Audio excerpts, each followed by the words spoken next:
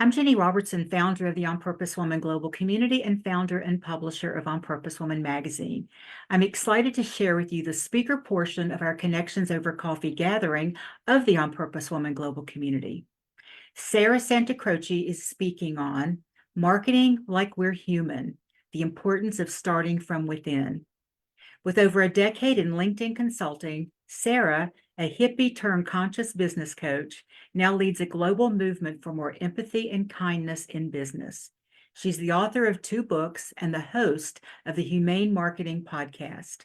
Sarah guides heart-centered entrepreneurs to question outdated marketing and business norms and embrace a more humane, gentle approach. Through one-on-one coaching, she helps forward-thinking change agents create their life's work while making a positive impact on the world. And you can visit Sarah's website at sarahsantacroce.com, and that will be in the text of this video. And I want to thank you for being with us, Sarah. Appreciate your sharing your wisdom with us today. Yeah, thanks so much for having me. It's lovely to be here in the community, which feels already so safe, and I feel very good here. Thank you for having me. Well, you are on whenever you're ready. Sounds good. I will share a couple of slides, but I will mostly just be human with you because that's the idea. But yeah, I have a couple of slides and quotes that are just always better to see on a slide. But the first thing I always do when I'm in a community or in my own community is spend a couple of seconds just to be human with the people who are on the call. So if you're watching the replay, we'll somehow include you in this human moment. But yeah, if we all who are here present, right, would just take a moment to look at each other, look at the cameras, look at who's here, and then just appreciate that we are all human. We're all on this journey together. We're all doing our best to be business owners and at the same time be very human, right? Like in the breakout rooms, that really came out already. It's like, yeah, we're juggling with all these things, especially as women. You're mentioning how we have to take care of our parents, our kids, and the house. We're just being human. So thank you for seeing each other being human on this journey, because we're human first before we are business owners. And I think that's so important to remember, because I think a couple of people already shared that in what came before. Like there's some kind of baggage that comes as a business owner that we have from kind of this toxic business advice, toxic marketing advice that we have gathered over the years, where it seems like, well, we have to be a certain way. And in my work, I'm really encouraging you to question all our assumptions that we have made over the years about what it means to be a business owner. Like one line comes to mind that recently someone just mentioned, oh, but if you're not making this much money, then you're just running a hobby. You just have a hobby. It's not a business. Who says, right? Who says that? Who came up with that line? If I say it's a business, then it is a business, right? So just questioning all our assumptions that come with marketing or business. That's what I'd like to invite you to. So I've been on this journey for a long time, since 2018, more or less. Before that, I was a LinkedIn consultant for the last decade. But it was probably 2017, 18 where I started to go on a journey and just realize I can't be this person in business and marketing anymore that I'm expected to be. And there's got to be a better way to do marketing and business. And on this journey, I came across this quote here by Raj Sisodia that says, the 21st century marketing paradigm reflects a customer-centric mindset that turns marketers into healers, where our role is to cure, restore health, soundness, and spiritual wholeness. And even now, as I read this quote, it just it goes so deep for me that I really feel like that's the thing that even before, I think it was Andrea who shared, everything is marketing nowadays. Everything we share as change makers can be marketing. And it is up to us to be the healers. It is up to us who are the healers to also work on our own healing. And that brings me back to the title of the workshop, which is, the importance of the starting marketing from within. So a lot of you, from what I've heard in the group so far, you are bringing healing to others, right? And so it really is our job to start also with that healing and to then use our healing and bring that into our stories, bring that into our marketings. I think it was Evie who shared that very beautifully. It's like, yeah, no, that's exactly what people want to hear, is the difficult parts of the journey or the difficult parts of our stories that we went through, and now that becomes our marketing. So when I looked at kind of reinventing marketing, because that's really what I felt like I had to do, I felt that like it's my calling to come up with a different way of marketing.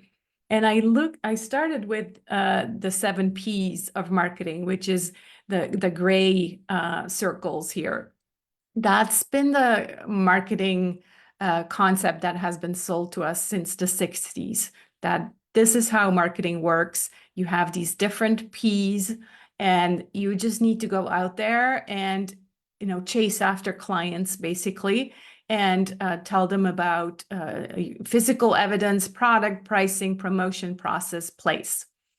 If you look at these circles, obviously they're gray, so I made that on purpose, but they just kind of give you this very left brain, very analytical, very outside of us. This is something that we have to chase after. This is something that we have to come up with our minds.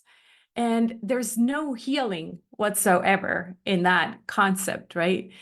So that's what I sat with. And then all of a sudden, these circles started to move in front of my third eye, maybe, into this mandala that you see next to it. And that's the 7 P's of humane marketing.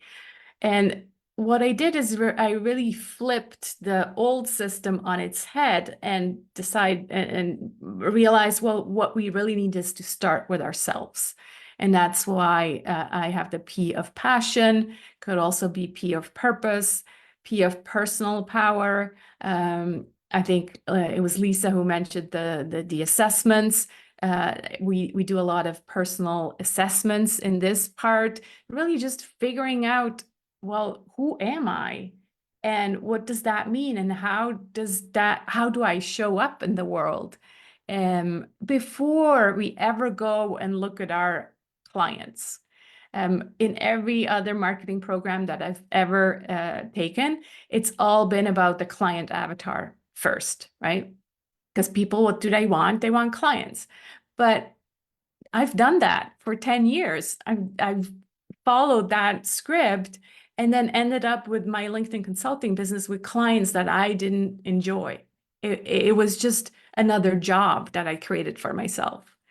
And so that's why it's so important to start with yourself and figure out who you are first, or what your soul story is, to take Mary's concept again, so that you then also attract and resonate with those clients that light you up and that so deeply because you resonate on that frequency level. And so ever since I've done that, like my business completely pivoted, and I really feel like now I'm doing my best work with the clients that are aligned. And the same goes for all my clients, right? Because I think what has changed is that our consciousness level has risen so much in the last, let's just say 5 years, that we are no longer just wanting to lead, especially us women with more the feminine intuitive. We're no longer just wanting to lead left brain business advice. We know that there's something that never worked for us. I think Andrea said that. It's like it always felt wrong somehow. And yet we were like, oh, I guess that's just how business works. That's just how you have to do it if you want to be successful in business. But who says? That's an assumption again. And so when I first came out with the Marketing Like We're Human book in 2020, I was on, from my past, I had all these big connections with the guru marketers, and I was on their podcasts, and they kept questioning me about stats and numbers and lead conversions and all of that. And first I felt really intimidated because I'm like, well, I don't have that, but that's not what I want to measure anymore. I want to measure something that is not always measurable with numbers. It's measurable with joy. It's measurable with love. It's measurable with life energy, right? And yet they were still very much in their left brains. And so they're like, well, talk to me again in 2 years, And so here I am 4 years later, I still say the same thing. Luckily, in the meantime, consciousness has risen. And I know that in groups like this, well, you probably all like, well, yeah, that's also what we want to do. And so it's just, to me, it's a matter of, yeah, flipping the script and saying, well, no, actually, we do want to start from within. We do want to bring the inner into the outer and work more on that resonance level rather than on the chasing after level. So that's the whole idea of the 7 P's of humane marketing. So the first 2 P's are this idea of passion and really figuring out, well, what is my why? Why am I in business? And I love the example that Andrea gave with her granddaughter and just reflecting on, well, what's our future generation? What are they gonna encounter on this world, in this world? So that might be a why for her business going forward.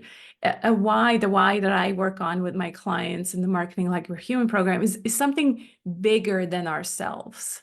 Like we can have a why that is, like when I first started my business, my why was also, well, I want to be able to have flexibility and work from home, be there for the kids.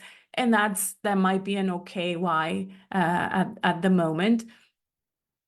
But what I'm looking for, and I think what we're being called to tap into and step into today as feminine leaders is a bigger why, is a why that includes the world, right? Because as we all know, we have so many issues right now. We don't know what the world is going to look like for those future generations. And so I feel like business can now be something that is much bigger than just a way to make money. It's a place where we can really bring change as women. And so that's what I think, that if we use our worldview in our marketing, then we're not only marketing and attracting our ideal clients, we're actually also having influence, like what Andrea just did in her 5 minutes. Well, she had influence because she took a stand. She had a political view, which I know in the States is kind of risky right now, but to me, that's a change maker. It's someone who uses their worldview in their marketing. The worldview becomes part of the marketing. That doesn't mean that we cannot be open to other opinions, right? I think it goes hand in hand. We, as feminine leaders, we also need to be able to hold the space for different opinions. But we do our best work when we feel like there's a soul connection. And that often happens to be that our worldviews are aligned. So bringing more of you to your marketing, to your work is kind of, it's showing up, but it's showing up even bigger because we're being called to show up even bigger. And I feel like all of you, you're so ready to show up even bigger. And what if we're not talking about our businesses like our work anymore, but our life's work? I think it was Lisa who mentioned legacy, right? What if it's our life's work? We only have this one chance to create our life's work. So what is this going to be? Yes, of course we want to get paid and, have money, but what if it was our life's work? What kind of difference do we want to make, and how are we going to bring that? How are we going to do that with being authentic and bringing more of ourselves to our marketing? I'm going to bring up another slide with some examples. I often talk about this idea of niching as is kind of a popular topic as well, right? Where the business opinion is that you have to have a very narrow niche and it's only certain demographics. Well, I tend to disagree. I tend to say, well, what if you make your worldview your niche? What if that idea of putting out more of you, more of your opinions, more of your stories, more of your just authentic being, just being silly, hippie, turned business coach, Sarah? What if that becomes your niche? And some people might like it, and others are going to be like, who is she? Who does she think she is, right? And then that's not my ideal client. But making your worldview your niche, it's so yeah, it's like this deep breath because you feel like, oh, I don't have to feel like I have to box myself into a certain niche. So hopefully that resonates with one of you who's just like, oh yeah, I felt struggle with that niche idea. Um, Obviously, we talk about values, so highlight shared values. And oftentimes, it's not so much about listing your values. I mean, that's helpful in just a reflection, but it's walking the talk on your values. Like, it's not having them just listed on your website, but actually, yeah, doing the right thing, having integrity. Speak a lot about integrity, doing the right thing. And that's how people can tell what your values are. It's not just by listing them on a website. Tell stories. So Mary and her soul connection, like tell stories that people can resonate with and understand. That's the new marketing. It's not talking about features and benefits. It's about the stories that you tell. Unique perspectives. Again, mine is the hippie turned business coach. For Andrea is probably part of, like, the singing is a big part of her brand. Like, bring something unique that is different and that people can really feel like it's authentic. Because unfortunately, authentic has also become a buzzword. And we are all trying now to be authentic. So you have to figure out, well, who is that authentic self inside of you? And then bring that out. And of course, the other buzzword is vulnerability. But we're not doing vulnerability just because it sells more. We're just really wanting to, well, yeah, because we care so much. That's been mentioned a few times as well. Like, if we truly care, then we step into vulnerability and just show up with all our humanness. And then the final one is partnerships, and Ginny mentioned that already. Like, that's a big thing. I think the new marketing going forward is going to be all about collaborations. that's how you grow, is by collaborating with people who have the same worldview, just like I think Vicky and Lisa were doing, right?